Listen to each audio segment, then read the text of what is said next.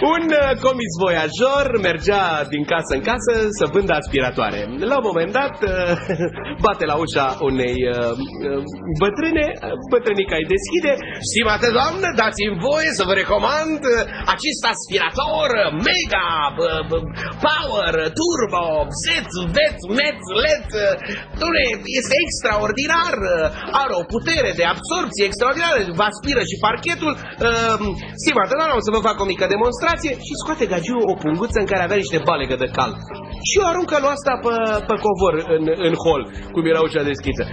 Stimată doamnă, nu vă impacientați. Am să vă demonstrez cum acest aspirator Mega Power Zauer Turbo o să adune până la ultima pică. Dacă cumva va rămâne o picătură de balegă, eu o mănânc cu gura mea.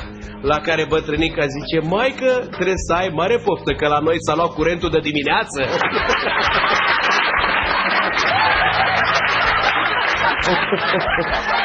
Da.